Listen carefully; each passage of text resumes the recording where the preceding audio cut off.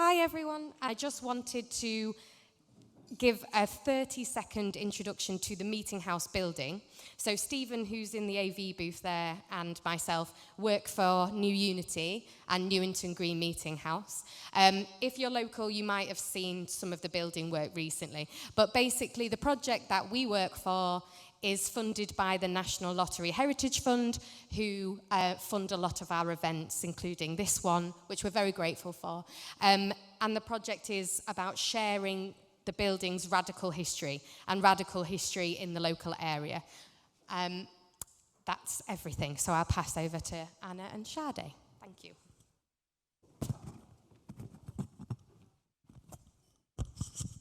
Hi everybody.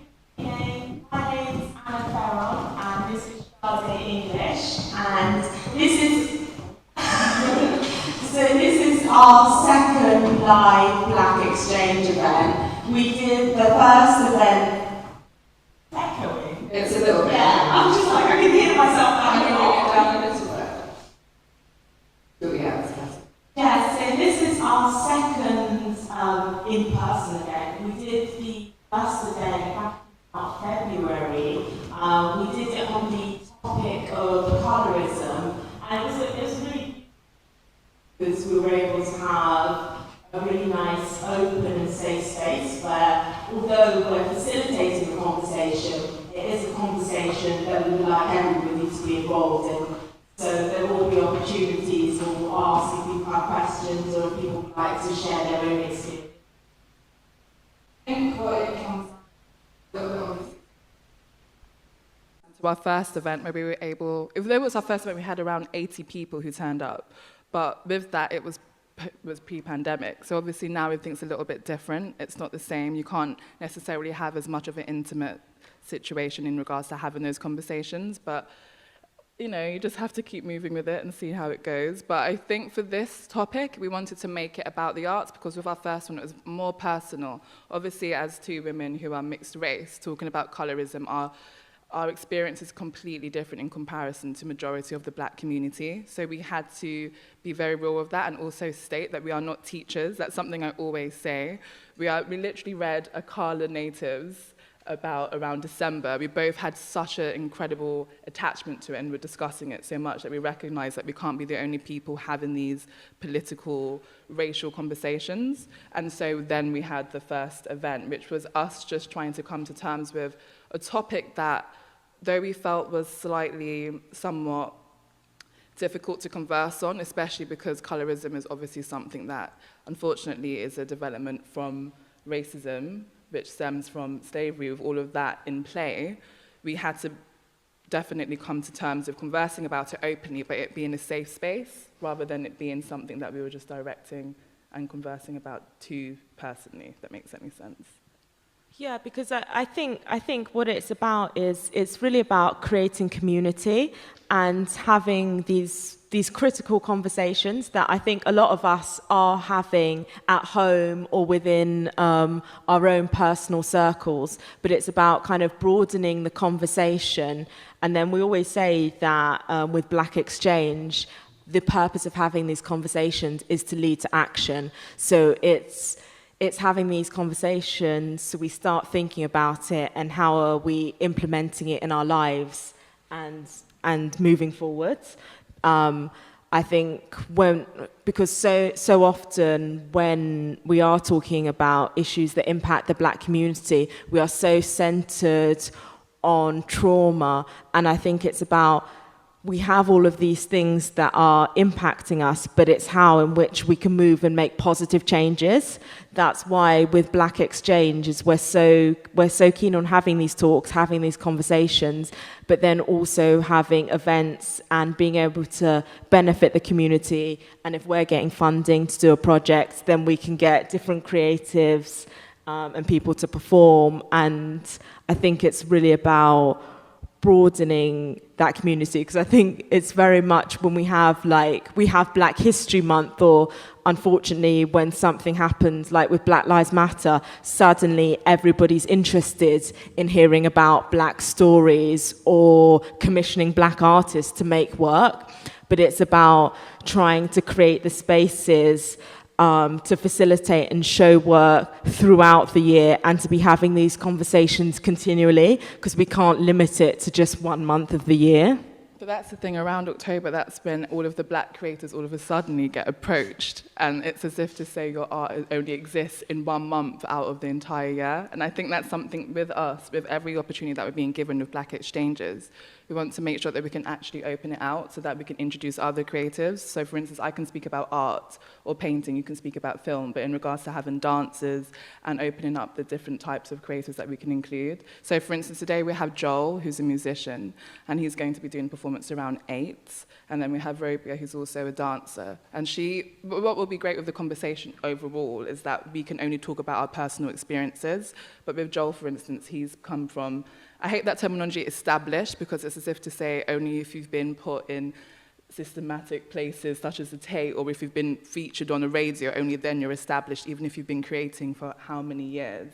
But with this, we can have his experience from doing independent music, but then he's also toured with a friend of mine, Petite Noir, who then was able to see what an established artist experience is like. Then we have Robia, who's done a lot of things independently, but she's also done, she worked on the most recent Black is King for Beyonce music video. She's toured with Rita Ora. So she can give you what her experience has been, as well as the experience that she's had with established artists. And then you can see how industries treat you completely differently, because we have noted that when it comes to the arts, the one industry that Black creatives are usually accepted in instantly would be music. And that's come from systemic history of Black people always being seen as entertainers. But when it comes to artists, when it comes to lawyers, when it comes to doctors, when it comes to other forms that aren't specifically music, you have to be grown up. I was raised by a Jamaican woman, and I was always told you have to work 10 times as hard with anything, full stop.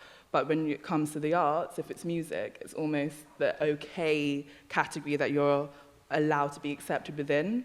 But with the Black Exchanges, the whole exhibition that we're going to be doing throughout the October months, we'll be able to talk about different types of categories that aren't stereotypically made for us. So I think it'll be interesting to have different people's points of views and see how that develops. But Joel should be coming on in the next 10 minutes, so that would be interesting. In the next 10 minutes. Yeah. So maybe, so we can just kind of talk about how we've moved forward since, we've obviously had the pandemic, and it's been interesting. It's been a really intense period of time for everybody. And I think even we're aware that even with Black Exchange, is suddenly people were more interested in what we were doing, even though this is something that we've been working on since December, but then it's a conversation that we've been having between us since we've known each other, since day one, essentially. But it's also a conversation that has been running through my work for the last few years and the conversations I'm having generally. And I think it's this idea of constantly trying to educate myself on an education that was essentially hidden and erased from mainstream history. And I think this month will be like a really good look at, specifically talking from our perspectives and looking at the arts industry.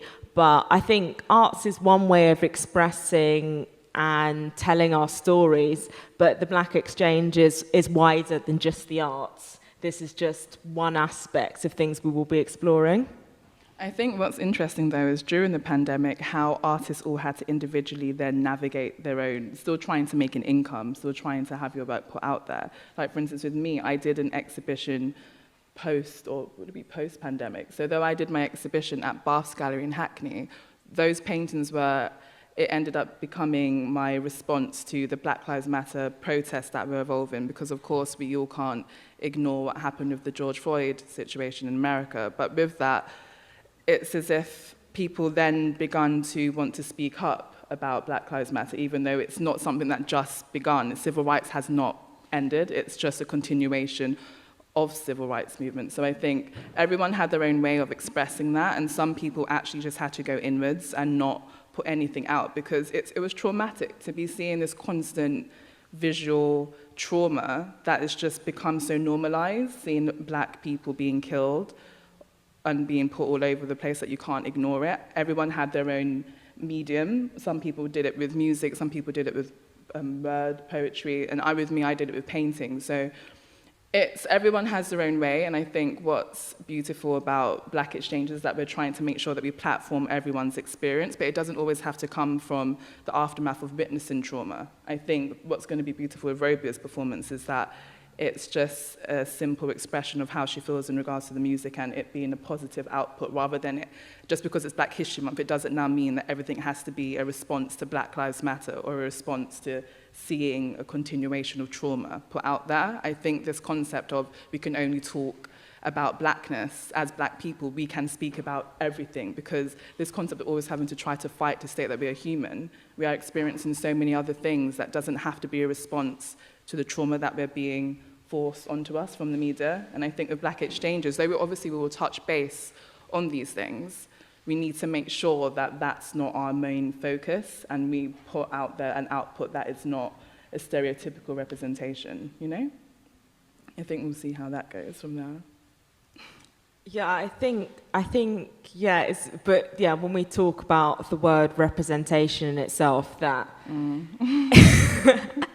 it's, like for me currently, I'm actually working on a project specifically for Black History Month, and I think as artists, we often get in this frustrated position, as in, we want to take opportunities because we want to be able to tell our stories, and we're aware that they so desperately need to be heard. But then I think also there's a fact that these stories are not really respected in a way that there is the monetary value being provided to artists who are expected to tell these stories. So I think as an artist, you can end up being in this very much of a conflicting position of trying to make work that is honest and authentic and tells your stories, but also having to accept that maybe you'll have to make this during Black History Month when maybe you would have liked to have made it in February or March. Literally. It's as if to say you only have one section where you're actually asked to do creative work, and that's just incorrect in itself. But we just have to move forward and make your own space. I think that's what it comes down to, rather than expecting the arts industry, or any industry for that matter, to make room for you. Sometimes you just have to take it in your own hands and take the risk and do it yourself. Obviously, in regards to the means that you have, it's completely different. But with us being given this opportunity of Newington Green, rather than us just simply doing singular exhibitions of our own work, we can actually converse about these topics and include other artists so that we can navigate a space for them, because I think we can't have this concept of waiting to be given an opportunity, because quite frankly we'd probably be waiting forever. So you have to take it in your own hands and actually make the space. And thankfully with places like Newington Green, there are places that exist, it's just there aren't as many as we would like, and I think with that we just have to take on board what we can and make a platform for other people, rather than always being so just selfish in that sense. I think so, but I think also there's very much a responsibility that becomes placed on a Black artist or a Black creative when they are doing well and being successful, that you are responsible for telling the stories of every Black person, which obviously is impossible. Like, we all, our identities are intersectional, and there are a multitude of experiences that make up who we are, and one or two people cannot talk for everybody. It's just about expectation, because quite frankly, my experience is going to be completely different. For instance, when we were talking about colorism, my experience is completely different to my mother's experience. And with that, you can't then expect one person to give you all the answers.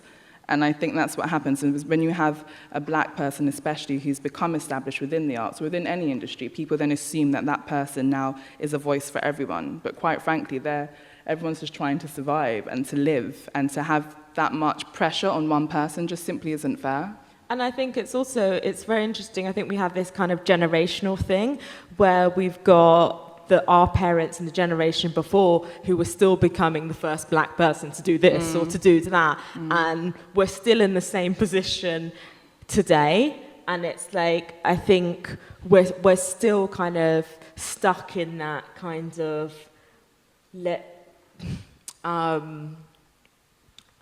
being the first, and that we have to pave the way for other people. But even when the space is offered for one person, it's almost as if the industry closes the door on everybody else, because it's like, it's like one person at a time. That's the complex. It's as if to say, it's like when you do like black models, there's one black model at a time. When it's one artist, it's one black artist at a time, not as if to say there's multiple other people. And I think that's the case of the whole concept of ticking a box. And unfortunately, it still exists. You may have, it's just something that I think will always be there, and that's why I'm so pro, if you can do it yourself, take that risk and do it, because unfortunately, with Black Lives Matter, in my opinion, it's become a trend. Everybody wanted to jump on it. All of a sudden, everybody had a black square, and that's meant to mean something. Like, that alone itself is actually, in my opinion, I thought it was rude and just distasteful. It's essentially disgusting, but it is the capitalist society that we live in, that everybody wants to profitize, and whether that is profitizing off of black culture or black pain, whatever sells, whatever product a brand is currently working on. I think for me what was mad is that all of a sudden everybody was then asking you as a black person, what do I need to do to not be racist? That's basically what it came down to. You're asking you what books they should read. And all of a sudden, my friend who actually wrote Why No Longer Talk to White People About Race, her book became #1 seller. That book she made 4 years ago. And all of a sudden, now the whole world wanted to read Why You Should Not Be Racist. And I think it's saddening that you've made a body of work, and maybe years ago or whatnot, but that your success can only happen in a moment of immense suffering and pain that other people are experiencing. I think there's this kind of this pain and discomfort in feeling that you're profiting from something because suddenly people want to feature your work that week, or what 10 black artists should we follow on Instagram this week? But that's what it came down to. That's literally what it came down to. Literally. But this is the sad truth of it all. Only then, after the whole world saw trauma, bear in mind, of course, George Floyd, this is something that happened. But when I went to New York in 2016, there was a Sandra Bland case that everybody was marching about. And I remember asking a taxi driver, what's the update? He literally turned to me and said, I'm sorry, but which one are you referring to? And I felt like a fool then, because even me, I knew of Sandra Bland, but there were people who were black who were being killed by police weekly. We only hear about the occasional one or two. So the mere factor of something has to be all over social media. If we didn't have a film, like, people act like this is new. It's not new. Everyone's always had, this has always been going on because of social media, because of us all having an iPhone. You're able to capture it. So I think this complex of now all of a sudden you want to learn about why you should not be racist. You want to now have a diversity board to state that, you know, we have like 5 black people working on the shop floor, not just one. Like, everyone wants to tick a box just to prove that they have an element of diversity. But quite frankly, why is it only happening in 2020? Civil rights happened in when? And now you want to talk about we have people who are of color, and then they try to claim, even when they gave numbers, they were grouping essentially you Indian group everybody people, who's Asian not people, white into one category. but it's not the same thing. Quite frankly, when it comes to colorism, me being a mixed race woman, I'm very aware that I walked into a shop. We mentioned this in the colorism talk, but even me walking into a shop, I heard the shop owner tell the security to watch my mother, and then when I walked in, I made a point to say, how dare you? That's my mum. Oh, don't worry, security, don't watch her anymore. So even me seeing I was treated differently because I'm lighter skinned than my mum, you can't then claim that Indian people, Asian people, black people all tick the same box, because it's not the same thing. Of course, you will have an element of being discriminated against, but their experience is completely different to one another. You can't categorize POC because the experience is not the same, and it will never be the same. So I think it's just about, don't get me wrong, we can't now be mad that organizations and spaces want to now talk about diversity. Sometimes that concept of it's better late than never, unfortunately, is true. But you don't deserve a round of applause for putting a black square up. You don't deserve a round of applause for having a diversity panel. You don't deserve a round of applause for now stating you're going to make sure that everybody who's employed has, there's a number, that it's level. It's not. You should have been doing this many years ago. But we still have to be thankful it's happening now, but I think we also need to have the conversation about not trying to tokenize people, because with that causes an entire another issue, Anyway, I'm talking too much. I think we're getting ready for Joel's performance next. Yeah, we're going to make some space because we have to move some things around, and we will get Joel in to do some music. And then after that, we'll continue the conversation with both Joel and Robia, and we'll kind of have an open conversation about all of our experiences within the arts.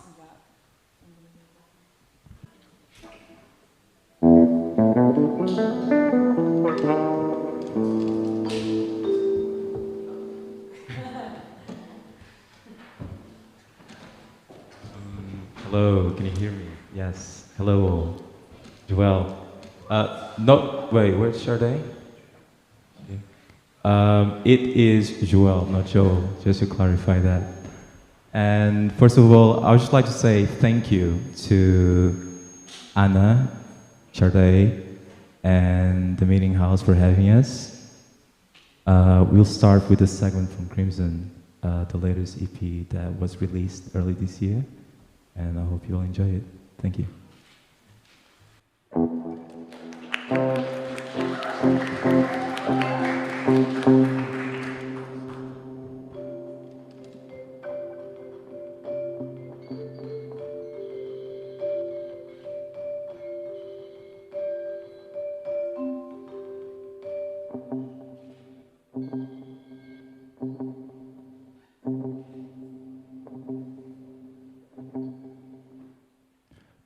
Body wants to rest. I'm feeling really tired from this quest. But then again, one should not protest. Otherwise, all remains the same. All retains the same.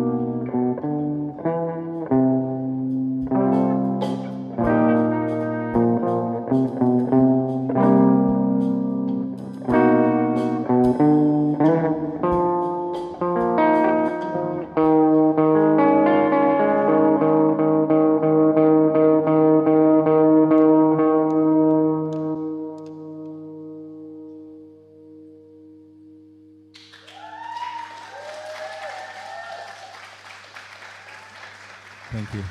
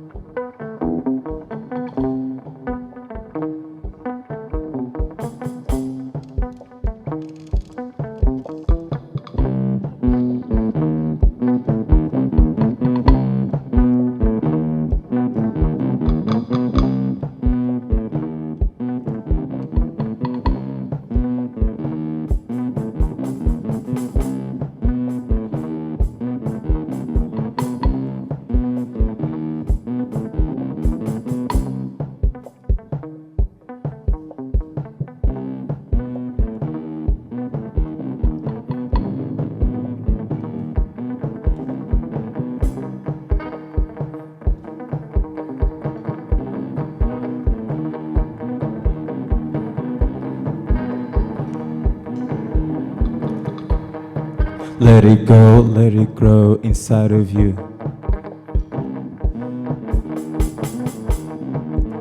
Feel the burn, raise the stern inside of you. 1, 2, and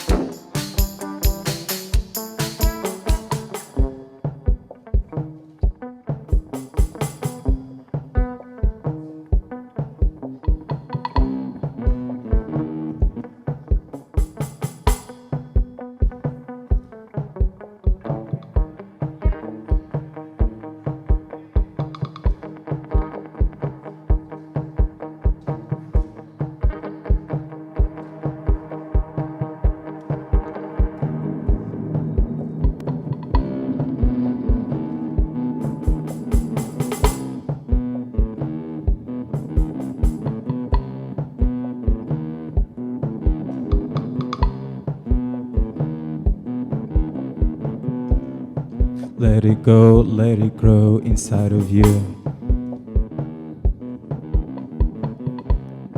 Feel the burn, raise the stern inside of you. Open the doors, please let me out, it's time for change. Stop the waste, do no restraint. In this state, you've been there too long. We don't have long.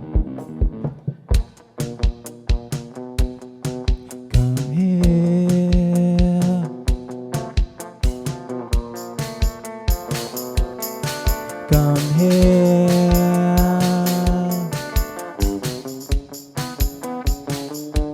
up to the wall.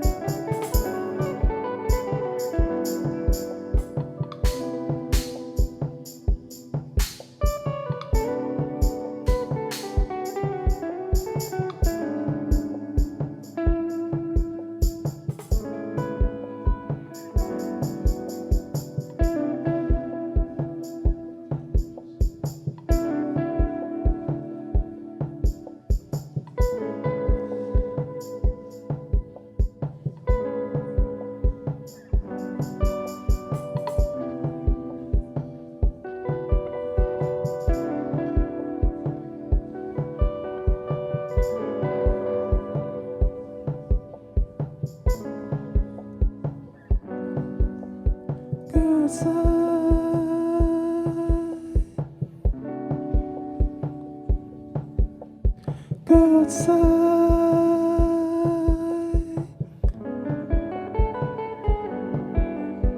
Go outside.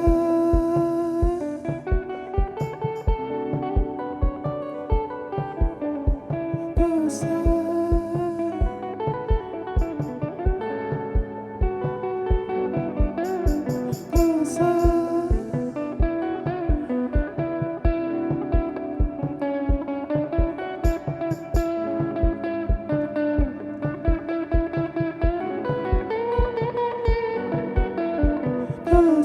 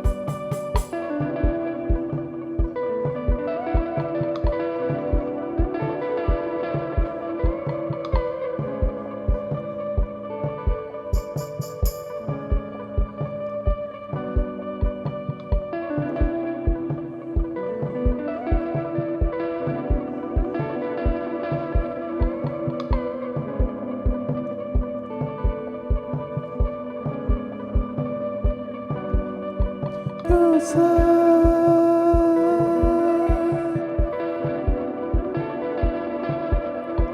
Go outside.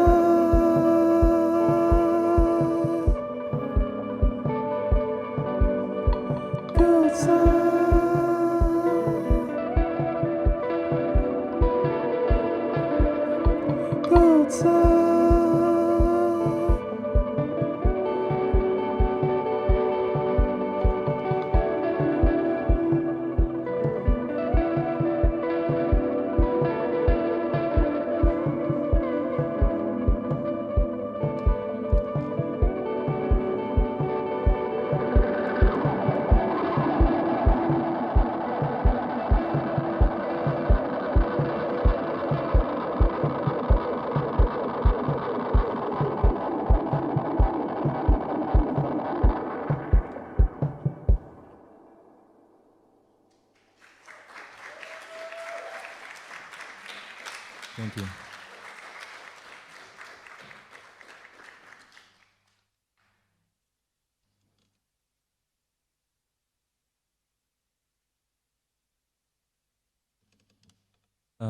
Alana Curtis on drums.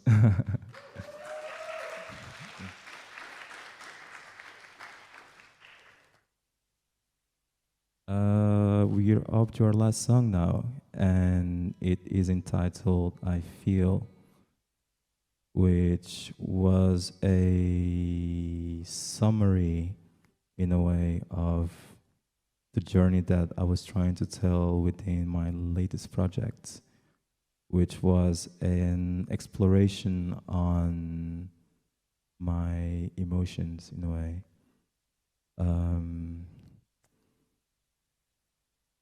Yeah, it was a roller coaster, so I think you all might resonate with how things ended.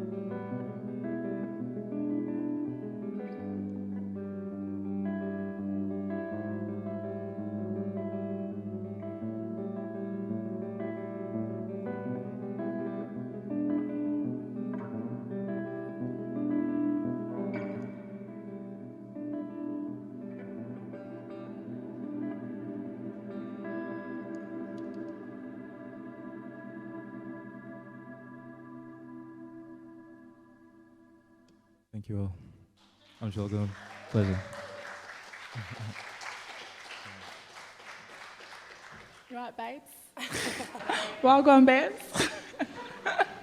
Okay, right. Well, thank you for that performance. It was beautiful, as always. I wanted to ask you, as we were saying before, that when it comes to the arts industry, music industry is usually the first, in my opinion, I wanted your opinion on it, the first industry that black creators are usually accepted in regards to entertainment. Yeah. As an independent, and especially in regards to navigating the industry at the moment, how do you feel it's been for you as a black man, specifically? To be 100% honest, like, I don't really know if I can talk about my experience, quote unquote, as a black man, because I don't know any other way. But so far, it's really been about, I feel like myself, I haven't dwelled much within the music industry, because I feel that I'm currently in a stage in which I'm still trying to find my own voice and understand as well what is it that I would like to communicate with people. So that has been in the forefront of my journey. I don't know if I answered your question. No, it does. Yeah. But you see, like, in regards to, whilst you're on this journey and looking at the industry as it is, as a creative, do you feel like you need to find your voice and navigate your own lane? Or do you find that the music industry is not something that you care to be a part of? When we're talking strictly about business, I don't really have much interest in being within that realm, because I've had some experiences, as you mentioned before, going on tour with Noir. How did you find that? Because you didn't even come and tell me the tea after. Like, No? how was it for you doing that? 'Cause I know you said you loved the experience, but Yeah. how was it? It was amazing. It Yeah? was really fun, but at the same time, it was very interesting to see things because I still consider myself somewhat an outsider. Yeah. Because music is one of the means of expressions that I follow through. Because I also work as an architectural assistant on the side, so it's kind of interesting to see how these two realms work. And going on tour with Yannick was fun, but at the same time, as I said before, it was interesting to see that you need to be aware because there are traps. 100%. And when everything is catered for you and everything is given to you, it's very easy to fall into a space in which you're used to command and receive, that you don't really give much. And what I've seen that once you fall into a space in which you lose your humbleness, that's when you start to collapse. And it was interesting seeing Yannick, how he pretty much treats everyone in the team as equals.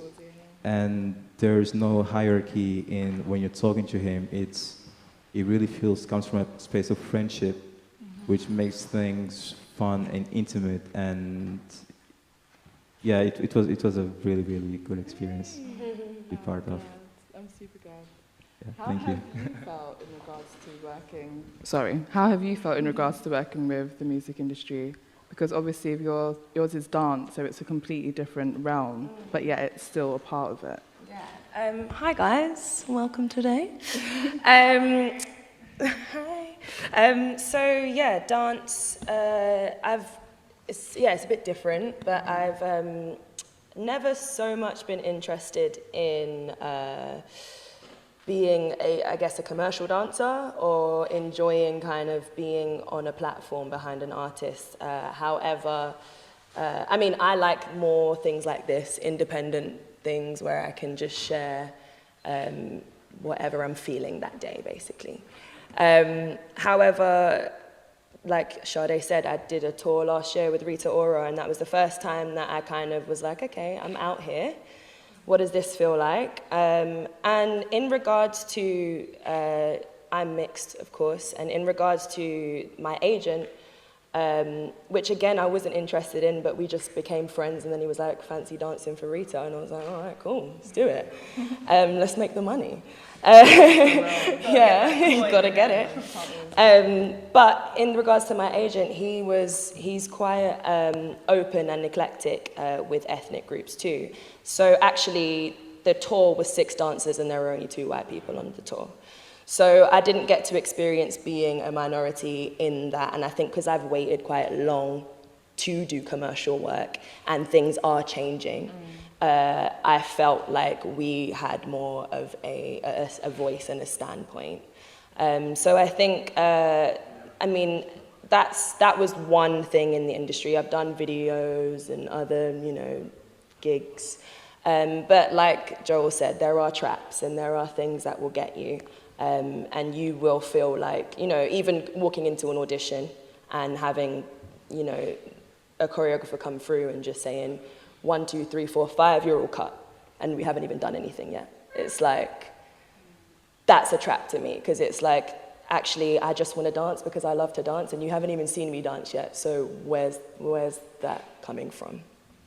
So yeah, it's been... Do you feel like you've ever felt comfortable enough to voice it there and then, or is it more the moment you see something incorrect, sometimes you need time to actually take on board? It depends. I think you have to judge the situation kind of as you go, not everything is... I don't always say that you should do something, because I think sometimes the situation just is different. It just depends. Normally, after an audition, if I haven't got the job, which I've barely gone to auditions, to be honest, but if I haven't got the job, I do end up asking why. I'd love to chat about it after, or have a debrief, or whatever it was, just so I can find out the real root of it, and where it actually came from, instead of me just kind of going and then me making up my own stories in my head, basically. Yeah, exactly. You know how it goes. So yeah, so it's been.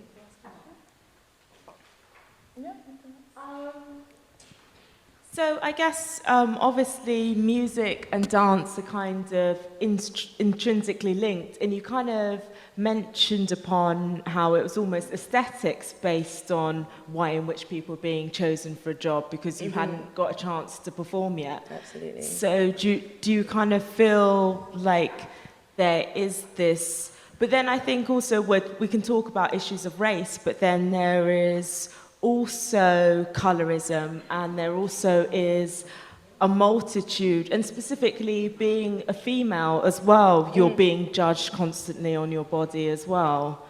So do you feel like there's an intermix of the two? Female and colour and yeah, I feel kind like of intersectionality. Absolutely, I feel like it's a hard one as well because there's normally a brief that they're trying to follow, and it's not necessarily their fault sometimes. It's from a hierarchy, and again, it's that whole system, isn't it? But yeah, and being a woman, I think, again, because I've waited quite late to do commercial work, I see now, you know, on the media, you see bigger women, or you see, you know, more coloured women, or you see more androgynous looking women. And I think now it's like, now that I've managed to find that section and choose really wisely about the jobs that I'm doing, just because it's like, I don't want to be doing a job that I feel like I'm the biggest one there or I'm the only coloured person there. That's just not what I would go for. But I know some people might feel like they're in that situation because they want to make it as a commercial dancer, and I find it really hard for them, actually, to be honest. And when I see that, it just deters me away from it, and it makes, like you were saying at the beginning, I'm all pro doing your thing and putting your art out. Like, you're the one that's pushing the cart, and you can keep blaming and keep pushing and pointing fingers at the world, but you have to figure it out yourself and figure out what your identity is, and so that you can push what you want to do, basically. I think it also comes down to like the responsibility of the artist who is directing the vision as well. Because I've been in so many cases where I've seen casting descriptions and they are so very specific of what they're looking for in a person's physicality. Yes. Yes. Definitely. As soon as I see that, I'm like, nope. I think that's why you felt like you've not wanted to do the commercial dancing side for so long. And I think also it's different because I'm not just a dancer, but I choreograph, I create, I like making things too. And I think just as a dancer, I think there's a struggle there because the brief is so specific. And but I do think that I think if that brief is so specific, go and find the other brief that's not that specific, you know? Go and find something that's like, you can find more. You can be accepted for who you are and loved for what you do. Really. Do you think that's why you enjoy the choreography side of things? I think because that it's is very, because it's very, yeah, it comes from within. Me. It comes from within, and I think it's so important to start from within. And then I've got one for you, Joel. In terms of being... Got one for you. Got one for you. In terms of being independent and kind of what we were talking about in terms of rather than being one who's being ticked off a box or a specific, as an independent artist, you're getting to choose the kind of projects and spaces that you're working within. How is that to kind of have that kind of ownership, and how important is that in your creative practice? I think that's great, and I think that's very, very important to have that level of control over your own work. Because it's very easy once you fall into the machine to be dictated what you need to do and how you need to look and where you should go, even if it doesn't resonate with who you are or what you're trying to express. And also in terms of like speaking a little bit more like business-minded now, like if you're gonna, quote unquote, create a brand, it's good to, I think, plant your own seeds and make sure that you have control over your path. Because then once you hopefully fall into a position where you're collaborating with certain entities, you're then able to dictate what you want and how you want to navigate. Because yeah, it's very easy to fall into the machine early on and then just lose your path and you become one more cereal box in the supermarket. Yeah. What do you feel like you want to do now? What's your next step? Because obviously with the pandemic, there's a lot of restrictions, let's say, to put it politely. Yeah. But how do you feel, like, what's the next step for you? I think, in a way, not being a little bit romantic, I think that trying to look into the positives and how we can create within the current world affairs, because we are all creative people, and I think that this is just another challenge in which we can take, and hopefully it's gonna help something greater come to fruition. In my case, it's really about how I can connect with people, and I was just being assessing how can I be in an intimate and interactive conversation with people. So that's what I'm currently trying to figure out. And then project-wise, just record more music, and also rethink how we can release stuff, because technology now is amazing. You have VR and you have things like that can be amazing to use it over yeah. It's hard to keep up sometimes. Yeah. True. Literally. What about you? What's your next step? Have you, apart from travelling and going to Malta, that she's just decided to tell me about, but what's your next step, do you think? Again, I think it's pretty much the same. I think it's about how you can, sometimes life just throws things at you, right? And the pandemic is one of them. And it's about how you can create with the restrictions that you have. And I think finding the art through that, and not necessarily being literal and now I'm going to dance with a mask on and that kind of stuff. That's not where I'm at. I think it's more about what you feel, and you have to kind of take each, like I was saying, you have to judge each situation very differently. My next step would just be more creation. Online-ish technology is good, but there are definitely pros and cons to it. So I do kind of push back, but then I'm in, so just trying to find the balance. How do you find it's been with the whole Zoom situation? Because I know there's a lot of people who've been doing Zoom choreography, Zoom lives. We've tried it. Not enjoyed it, I'll be honest. I hated it. But you still have to try to interact with your audience in regards to trying to keep, even in regards to business. How have you found that? I completely steered away from it. Yeah. I was like, I'm not doing Zoom classes. But the reason why I dance is for the community. It's the interactiveness. It's the fact that I can be next to you and feel your energy. So I deterred from the Zoom stuff. I tried one class online, and I ended up just making food, chilling, and I didn't feel like I was learning as much, honestly, and I didn't feel like I was gaining what I'd like to gain through dance. So it's been, it's been not difficult, but just something that I've just gone, okay, everyone's doing that, what else can I do, basically? Yeah. So I think I'm still kind of in the process of asking myself questions about what I'd like to do and how to move forward. I think it's just that, isn't it? It's we're having to be able to evolve and really adapt. Absolutely. Because we all had all of these 100 things we were doing in 2020, and it's okay, maybe not, but like you're saying, working within the restrictions, and I think as artists, we always respond to challenges. Agreed. And I really love that Nina Simone quote of an artist reflects the times. Yeah. So I think, in a way, obviously, we don't do it in overt ways, but even if it's only our feelings or experiences, this is a reflection of this specific moment in time. Yeah, no, I agree. I think it's just about trying to find a way to pull it out there, but authentically, because I do feel especially with social media, there's this constant urge where everyone's trying to compete or to appear like they're all doing something. And I think with the pandemic, it then put a halt on everyone. You couldn't all now try to compete or match up or find someone to try to compare yourself to, because everyone had to pause. And that's when you see, in my opinion, what's the most authentic, whether it's being done for the art or if it's being done for a reaction. And I think it's not necessarily about trying to pick who's real and who's not, but I think as an artist individually, it gives you time to actually reflect on what your purpose is.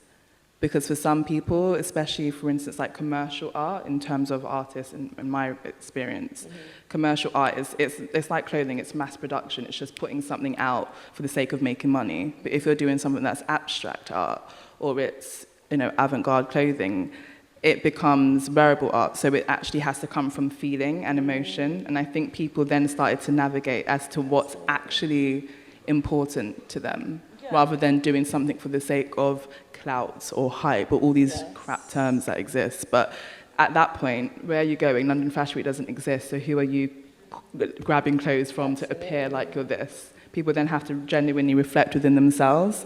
And I think with the pandemic, as negative and as unfortunate as it has been to families and losses, etc., it also gives you time to reflect. And I think that's something that everyone needed to pause. I think we're constantly trying to put something out, but it needed to pause. Like global warming, even that, like seeing how the world was starting to recover from and stuff, literally, fishes and but it's like a Disney movie. Literally. But I think that's the thing with the pandemic. Yes, there's negative elements to it, of course, but I think as individuals, it gave us all time to really figure out what's important to us. And I think it's necessary. I think it's sad that a pandemic had to happen for that. But sometimes I think the world does need to stop for you to actually think about what's genuine for you, you know? You have to find a positive in it somewhere. Yeah, and as artists, we can't be constantly creating It's anyway. not real. There's this kind of unrealistic expectation that what's your new project that's out? Oh, you're not posting, there's nothing new. Yeah. But it's like a part of the process sometimes is doing nothing or having like periods of time where you're down and then, but you know, It's then not you natural. move through it and then ideas come and it's like creating is like a natural expression. It's not something that can be pinpointed to London Fashion Week deadlines or TV commission slots or different, I don't know, you know what I mean? For every industry, we all have those same different milestones that we're all trying to meet, rather than actually focusing on like what we're creating, what our initial intention is, and then what is the outcome, and kind of accepting that journey and allowing it to happen. Yeah. You were going to say something. Don't be shy. Oh, no. I was going to agree with what Anna said. Just adding to your point, I feel like it's very important to stop downloading, you know, to be able to upload information. Yeah. And it's so easy to be grasping flashing lights and things that are constantly coming your way. You're always absorbing information, and then you don't really let, you know, space in your head to think through things. Because like, I realized that boredom is very important to create, because like you make stuff when you feel bored. You know, but if you're constantly, kind of repeating my point now, seeing stuff and absorbing information, you don't really let that time to let your ideas flourish. Yeah, I always say kind of being busy is also as important as not.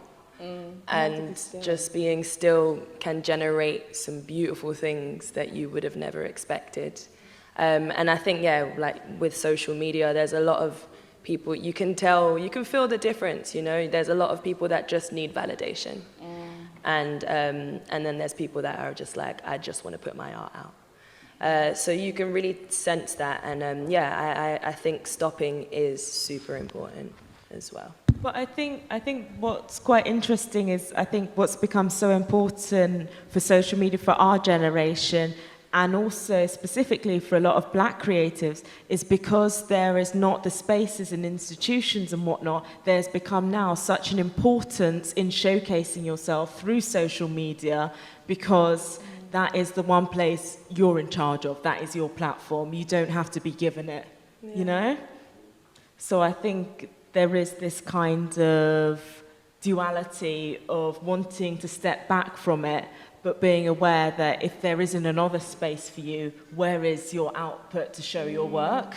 But I think it's just about recognizing that we're not machines. This whole thing that our phones, like even when I go to a gallery, you know how I am when I go with you, like my phone's in my pocket, but when people go to look at art, they're taking a picture of the art before they're even looking at it themselves. It's like you have to show the world that you're doing something rather than actually living in the moment and doing it.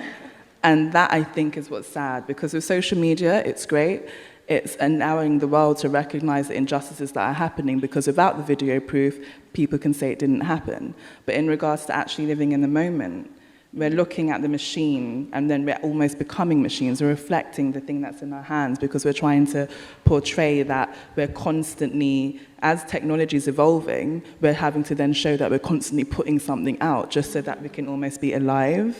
And quite frankly, you're existing if you're doing that. Because to be alive, you have to live in the moment, not take a picture, put it in Insta just to prove that you're living. Because even if I don't post on social, people are like, are you okay? I've not seen anything. But how about you actually pick up the phone and call me to ask me that question, not DM me to check if I'm okay, you know? I think this is the issue. I think as human beings, we're forgetting the terminology of what being human is, which is to live.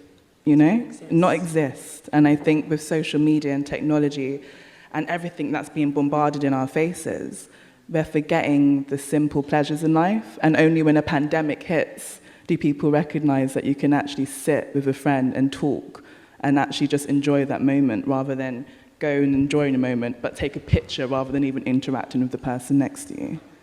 So I think it's about just being real and not being a machine right now. Because we're human at the end of the day, right? Oh, that got deep really quick. I think we're probably going to have a little break now. Yeah. So if we have a 5 to 10 minute interval, and then we're going to get to see Robia's performance. Yeah. Looking forward. Perfect. All right, Thank so you. in 10 minutes, Thank do your you. dance. Yeah? Yes. So when I met your dad, it was love at first sight. No, it was, I don't know, we kind of just kept on seeing each other in the neighbourhood. And then he invited me to a hip-hop jam, which we discovered we both liked music, and a particular type of music, because I was really into hip-hop. And so discovering that he liked hip-hop was, things that pulled us together. Yes, we went to a hip-hop jam, recorded the whole thing. That's what really brought us together, music. And he kind of reminded me of one of the lead rappers of Cypress Hill. So that was really, that was our racial bridge, music. It didn't discriminate either of us. The understanding of what hip-hop even meant and where it came from, for someone to actually enjoy that and know what it means, was already communication.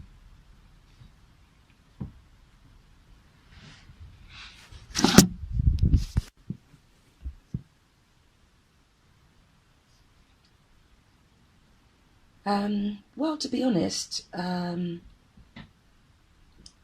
you were raised in black culture. You were completely raised in black culture, from black church to the food you ate and the friends I had. Well, actually, that's a different thing. But my family, you weren't really in your dad's life. But even then, if you were, it was still black culture, because he's from South America and it's a very similar culture. Very similar mentality. Respect your elders, boundaries, all sorts of things. But also you had other cultures as well. So that was our main thing. But my best friend was Asian. We had more South American people coming in our family. And my mum was quite diverse. From the very beginning, we were raised in a very open home, so people from all races and all disabilities were allowed to spend time at the house. So humans were just seen as humans. Obviously, you were raised in black culture because that's where I came from Jamaica. Even though I was in Britain, raised as a British person, when you went home, you ate rice and peas and chicken or oxtail or whatever, or porridge, cornmeal porridge. And that's what you had. I think you were 6 months when you had soup, Caribbean soup, and you loved it. So that was completely your upbringing. I think we're all striving to get to the point where we are classed as equals, as humans. And we've all got to be aware that we, like, as I said, my mum raised us in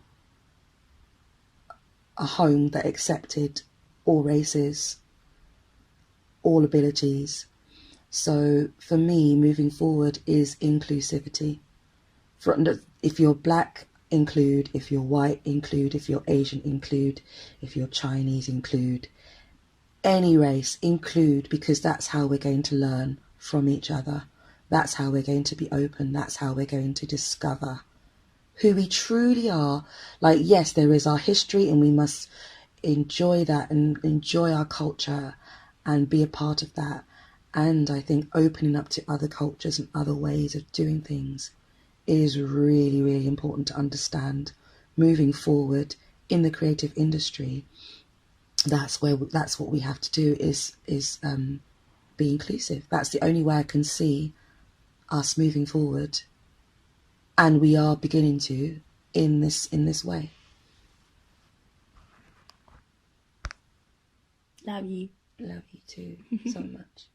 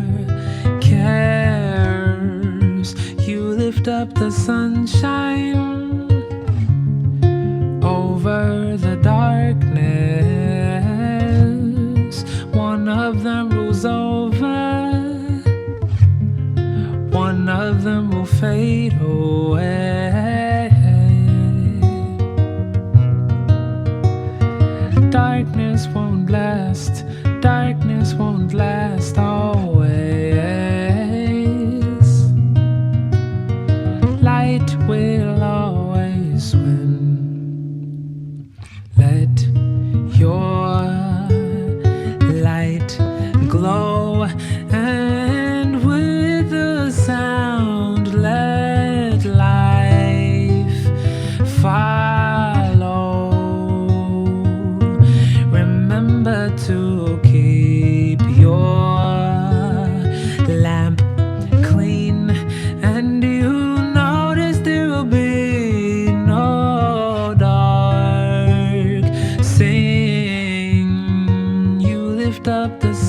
sunshine over the darkness. One of them rolls over, one of them will fade away. Darkness won't last, darkness won't last always. Light will always win some way. You lift up the sunshine over the darkness. One of them rolls over, one of them will fade away.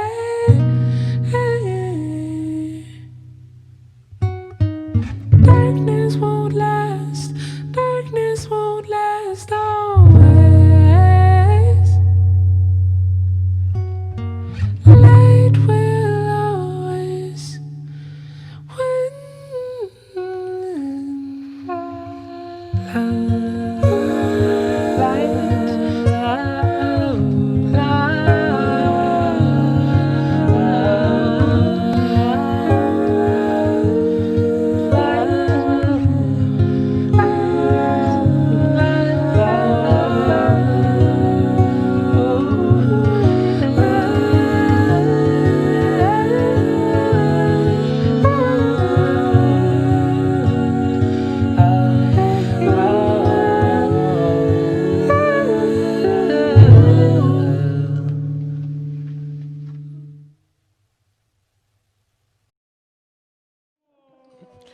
Yeah, I just want to say thank you so much, Robia. That was such a beautiful performance.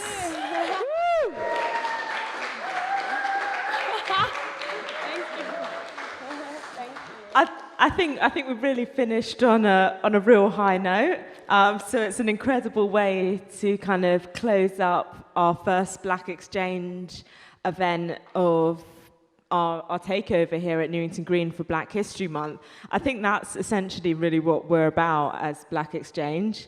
It's about celebrating Black artists, and it's so amazing to be able for you to share your work with us. It was so beautiful and personal. Yeah, I think that's what it comes down to. I think with the media, they're so quick to always project one image, but I think that was what we were talking about with Black Joy. I think that literally was the outline for that. So we need to do that moving forward. Yeah. And with every event we do, just try to incorporate that. Because as much as we have all these negative approaches that the media likes to portray, there's so many positive things that we're all doing, Absolutely. you know? Yeah. I think it's again what we kind of went back to about you kind of are steering your cart and you're the one in control really, and what you guys are doing is brilliant. The fact that you've brought these people here today and us to perform is a blessing, and it's also we are part of the industry, you know, like the industry is the industry, but we are part of it and we're making moves forward and we're trying to change what it was and what it's becoming. So yeah, big up to you two as well. Yeah, thank you. But yeah, because I think in a way, essentially, we are the industry. It's more about how are we making the industry work for us rather than it's about working narrating within our own the story. industry. Because I was having this conversation in terms of my projects, but also just kind of generally this kind of idea of working within an institution, whether that be a university or a record label or a film production company or whatnot. It is, if you are trying to work within an industry, there is only so much change you can actually make. And I think, seeing as we are really acutely aware that we have so much to offer and the industry can't really survive without us, essentially. Absolutely. Which is why they're so keen to profitize off of us. It's just about how are we making this work in terms of being able to create the work we want on our terms, but also be able to benefit from it. Because I think what we're talking about when we're talking about Black Lives Matter, it's about Black lives matter whilst you're alive, and that is about thriving and not just surviving. So, and that is generational wealth. It is making spaces and the foundations for the next generation, because I think we're so aware that as much as we would like to be able to make changes, there's only so much we can physically do. So we're kind of just sowing seeds that the ones after us will have it hopefully slightly easier than we do. But I think it's about recognizing that rather than demanding the industry changes, we actually have to make the change ourselves. You can't, as I said before, we can't keep waiting for the industry to wake up. Quite frankly, we all have voices. Our voices need to be heard. And if we can have spaces like Newington Green supporting us having these spaces, then we can introduce other people to come on board. You know? Yeah, because essentially it's not about the industry waking up, because the industry is awake. It's very conscious and aware of what it is doing, and the system is working by those who designed it to work in a certain way. It was not designed for all of us. 100%. But I think, again, these are factors that I'm sure all of our community are super aware of, and we're not doing anything like brand new. Right now you had the Black Panthers, civil rights movement alone. As we said, as much as people are talking about Black Lives Matter, we always mattered. The fact that we even have to make banners to just shout about it, it's necessary, protests are important, but these are not things that are going to make the change. It's just an element of it. We need to actually take action and make moves to make people wake up properly, because people are still asleep on us in regards to being Black creatives. They're just trying to pull it aside or tick a box, and to make sure that they're coming with more than a black box. They're now trying to tick diversity boxes. But I think if we make more of these spaces, like safe spaces as well, I think that's what's important. People feeling like they can come together as a community, because as one, yes, you're strong, but as a collective, you can make more moves to actually come together as one and make real change. So I think with Black Exchanges moving forward, that's what we just have to keep doing, really. Yeah. But yeah. Yeah. But yeah, on that note, thank you everyone for coming. But what happened? Have we got time? I was just going to say, yeah, we've still got maybe 10, 15 minutes. So I think this could be a nice time. We can open it up to the audience, and if anybody has any questions or things they'd like to say, you know. Do you have any questions? We can pass the mic. You just got the camera. Danny, do you have anything to ask? You always have something to say.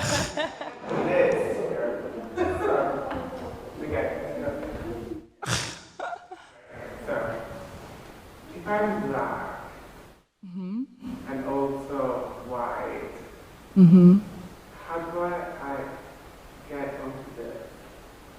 What do you mean? I mean, like, I'm mixed race. Yeah. So how is this, like, going to me, obviously? Do you mean as in how do you expand? People ask me, like, what side should I take? Okay, I can understand. Well, I think I can't answer that question, even though I'm a mixed race person myself. For me, it's more about what you identify as, regardless of your genetics and your makeup.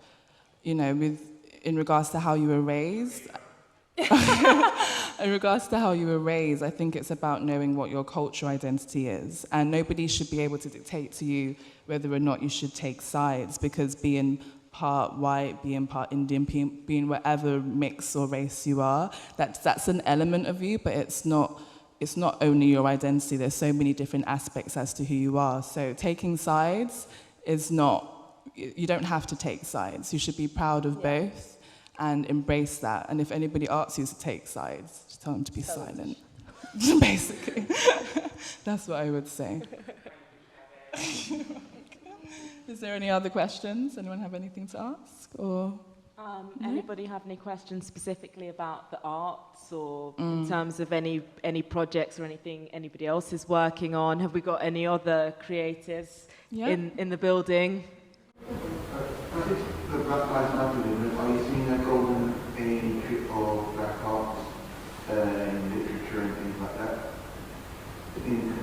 pessimistic. I mean, are we going to succeed with the whole Renaissance fail?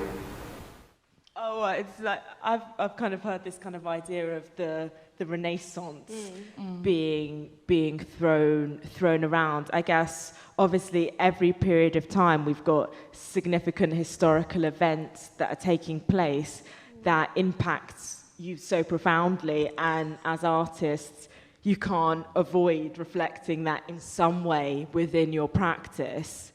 I guess probably there is an evolution, but I think in a way it's the way we've been erased from history throughout time. It's always been happening. We've always been making work, and it's always been there. It's just necessarily about seeking it out. And I think obviously with internet and whatnot, it makes it easier these days. But at the same time, if you don't have a starting point, it can be very difficult to navigate, because if you go to any of the major institutions like galleries in London, you're going to be very limited in terms of the black artists that you see represented. Like we were saying, in terms of there being a space for 1 or 2 people at a time, that is a real thing. And it's like, at the moment, you've got the Tate, you've got the Cara Walker sculpture, which was super beautiful. And then now I believe the Tate have been running a series of other creatives that kind of responding to that over Black History Month, but then specifically over Black History Month. It's like it's the only time of the year where our voices should then be heard. I think overall there's so many artists and black creatives that have been creating way before the Black Lives Matter movement has become mainstream media. I think this is a difference. In regards to artists, we're always creating and it's always out there. It's just about having to seek it, which is why I think events such as Black Exchanges, and there's other independent collectives that are making safe spaces, and I think it's about not looking at mainstream media. With social media, as much as I made a point of the negatives of Instagram, the good thing is you can hashtag things and literally seek out the information for yourself. And I think that's probably the main way to go, because with establishments such as the Tate and art galleries, they will have permanent collections, and when you explore it, there's 1 or 2 black artists within the entire museum. But why is it only we have, Tate late, V&A late? You have events, entertainment, again, as I mentioned, when it comes to entertainment, you have a black DJ, you have a black musician. When it comes to Tate late, it's about getting an audience in for that night. And then you have that night, you have Black History Month. It's always a temporary time where black creators should then be heard. So with that, don't look at mainstream spaces, because quite frankly, they were never designed for us. Look at places that are more independent. I think that's the main thing. But in terms of a renaissance right now, I think what we are at is at a very interesting point in terms of we all have the tools ourselves to be able to archive our work. And so the next generation will have a huge resource to look back at, to see what things were like at our period of time, and our artists and our creatives, in a way that now we're digging through and kind of relying on, I don't know, the BFI to have in their catalogue a film, and then you have to go to the black archives, and you'd have to make an appointment to go and access these kind of artifacts. There is a huge restriction on what is even available. It's like when you went to the British was it the British History Museum? And the African selection was shut down.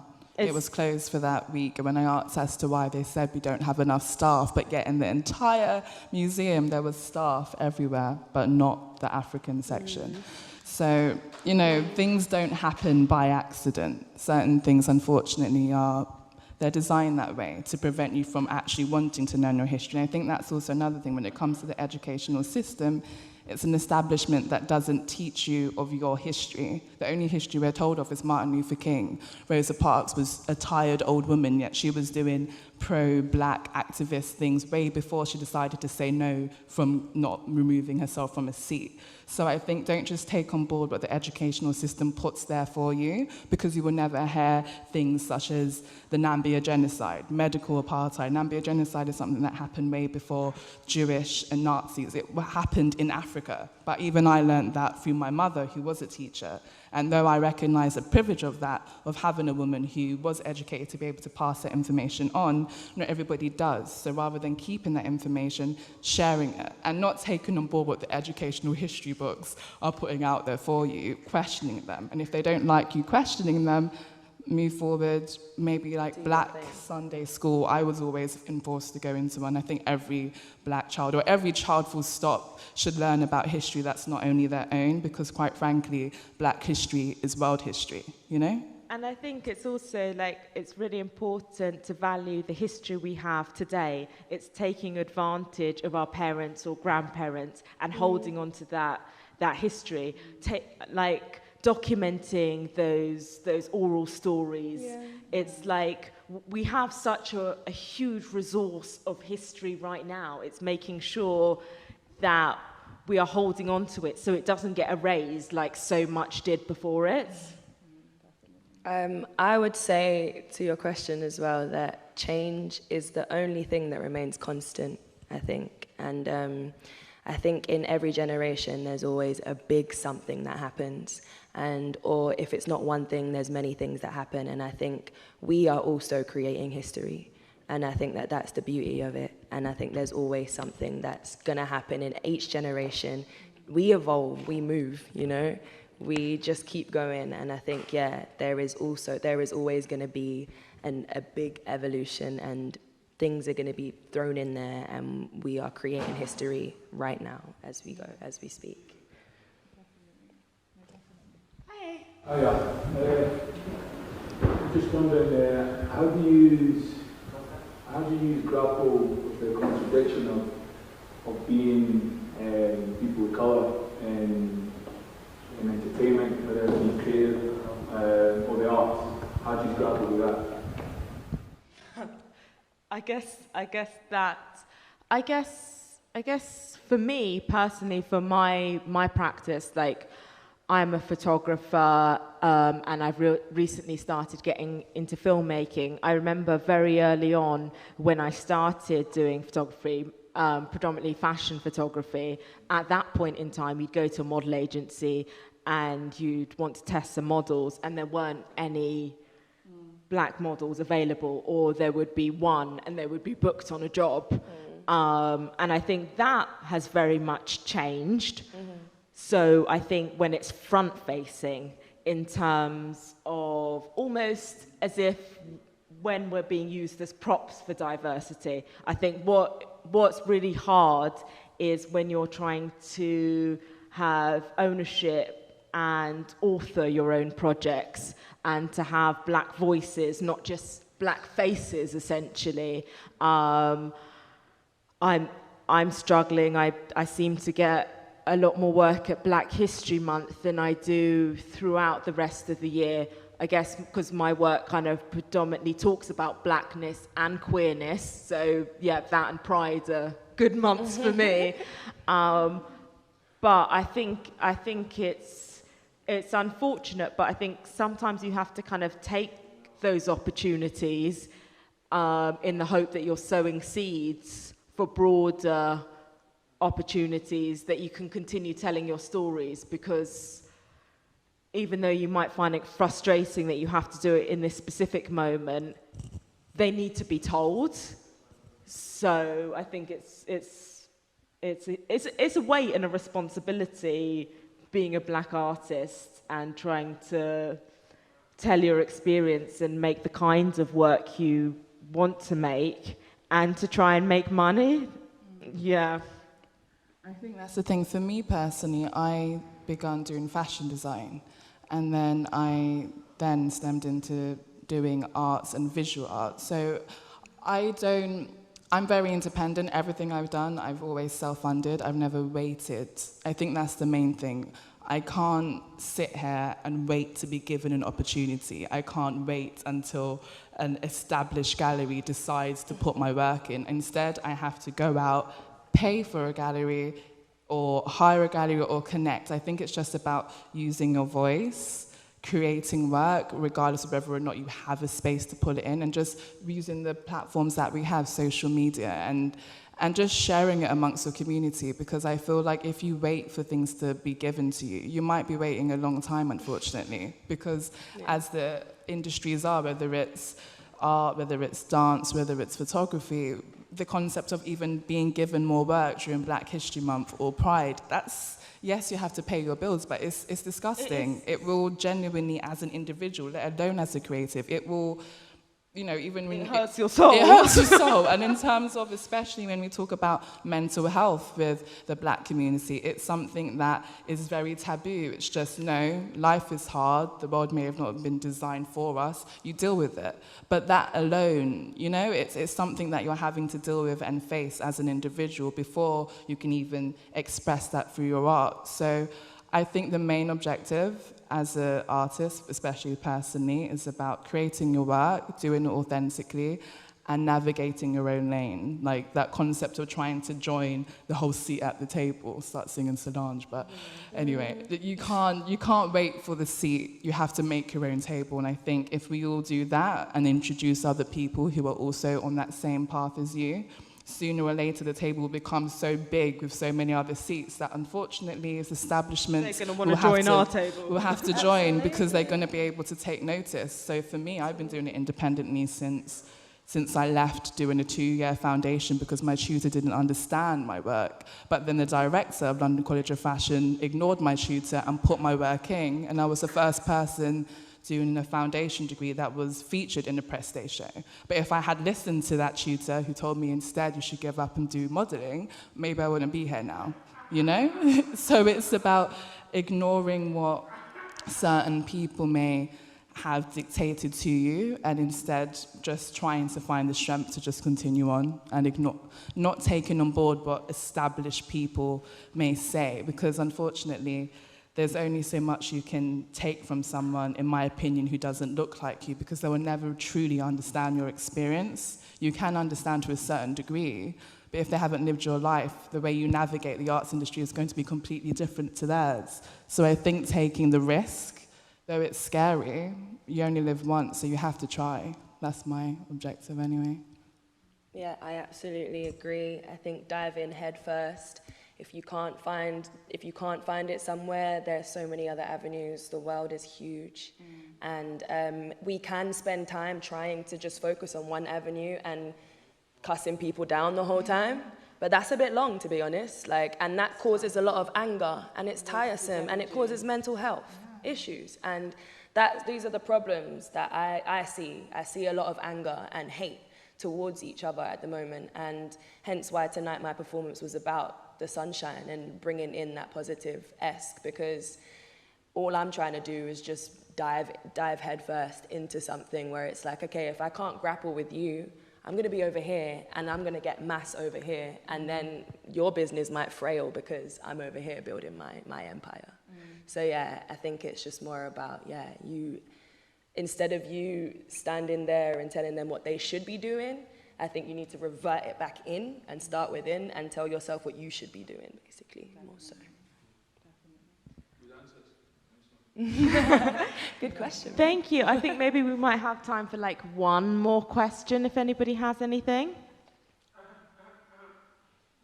Did you have a... Yeah. I was going to say, what do you see as the framework for change as creatives trying to champion other creatives? Sorry, can you say that again? I was going to say, what do you see as the framework for change as creatives trying to champion other creatives in this industry? I guess in a way, I'm American and I live there currently, so this conversation is happening all over the world. And I think more so for me, it's connecting vertically instead of, horizontally instead of vertically. So just trying to mirror the same type of thing in a space that, in my own community, basically. I don't know. I think essentially there isn't really a framework at all. I think it's kind of because we are still in the position, like I was saying earlier, where you may be the first person who is doing something in your industry or whatnot that we're still kind of all navigating it ourselves. But I think what is quite interesting for me, because I'm working in film, and I'm very aware and conscious of the big disparity between the industries of both here and in the US, because we have so many actors and talent that end up going over to America because we don't seem to have the financial resources that we actually want to put into black creators, because I don't believe that the resources are not there full stop. It's like it's like, how much was Tate given as a bailout? Something like 7 billion or million, was it? Well, they were given a huge bailout, but then there was about 300 odd staff who were made redundant, who were specifically, majority being ethnic minorities. I don't really like that term, but non-white, on low-paid budget, low-paid salaries, whilst all of the high-up staff on 100K aren't getting made redundant. I think the arts, there is a limited amount of resources, I think, in this country, and this is sometimes why I think we end up having this kind of almost competition between one another, because there is so little space for us that rather than working together, I think essentially that is what it is. It comes down to collaborating with each other and supporting each other's projects and businesses and paying full price for your friends' products. Yes. You know?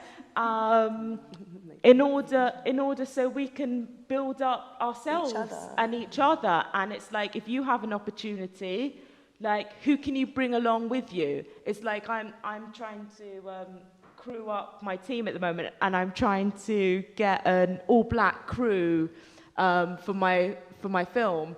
But it's actually mad when you try and do it, and you realise that there's actually so few to pick from, and I think it comes down to things like money and resources in terms of like who is going to film school. You can only be a DOP if you've gone through and had these training. It's where are these opportunities? So I think what it comes down to is, when you have these opportunities, how are you inviting someone else in and giving them the leg up? Yeah. And so it's not just you, it's the next generation. I think we have to have this kind of forward-thinking mindset.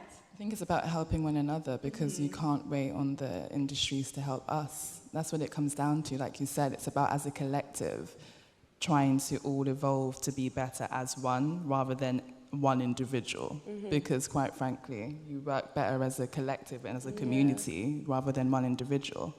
So I think that's the main thing. Yeah, sharing, I'd say. Sharing is probably one of my favorite things to do. I like to give and receive, and I like exchange. And that's a great name.